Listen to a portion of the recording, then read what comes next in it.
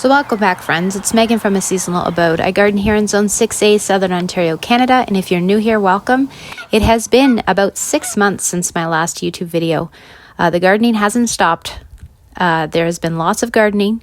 Last summer, 2025, I decided to open a cut flower stand at the end of the driveway, and it far exceeded what I was expecting as far as sales and how much time it would take to just take care of the gardens and put together subscription bouquets and roadside stand bouquets and bloom buckets. And it was a very, very enjoyable time, but it took a lot of my time up, the time that I would usually spend making YouTube videos. So here I am. It is January of 2026 now. It's the winter months. We had a big snowstorm outside today, and I thought it would be fun to sit behind the computer and pull up the videos from last spring with you and just look back over the garden in May. This is footage that I have never shown on YouTube. And like I said, I did video last summer. I just never made it into content for YouTube. So here I am in the front garden, the south-facing garden. And this is the month of May. Here we have a lot of spring bulb interest. The kitchen garden in May, everything is so green and lush. And yeah, I'm looking forward to that time again. It's going to be a while, a few more months, but I look forward to taking you along and making some more YouTube videos in the coming months.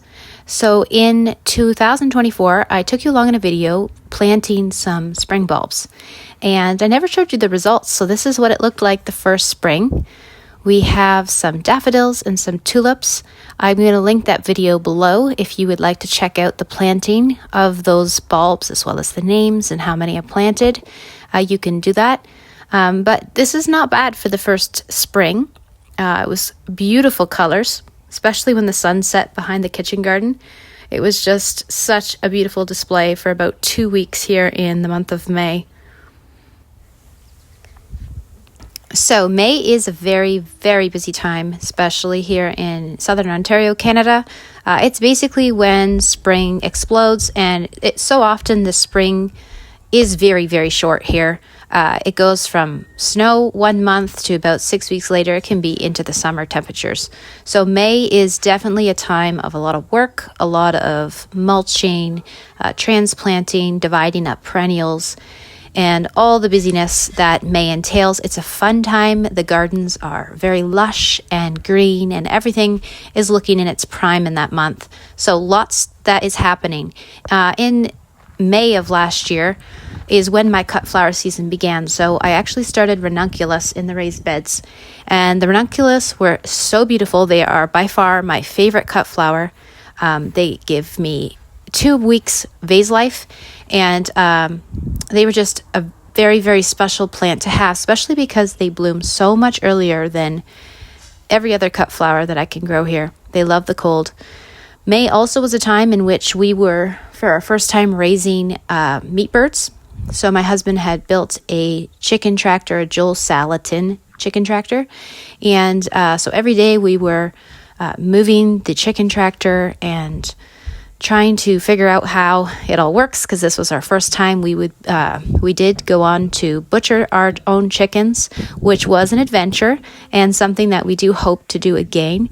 But yeah, if you've never raised your own meat and you have even an acre, I'd encourage you to try it. It was a really rewarding and fun experience. It was a great learning experience for the whole family, and something that we definitely, Lord willing, hope to do again in the coming summer months.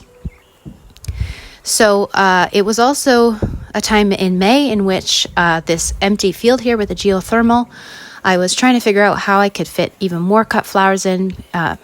We had maxed out on the amount of raised beds for the coming season, and so I decided to rototill, to get my son actually to rototill a strip in our clay field here, and to be planting all my dahlias in there.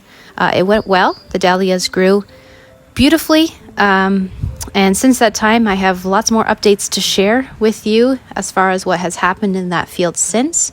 Much has happened, and I look forward to, in future videos, sharing with you what our plans are for that area. So this is my no-dig area that I started a number of years ago. It's flourishing. It's berries.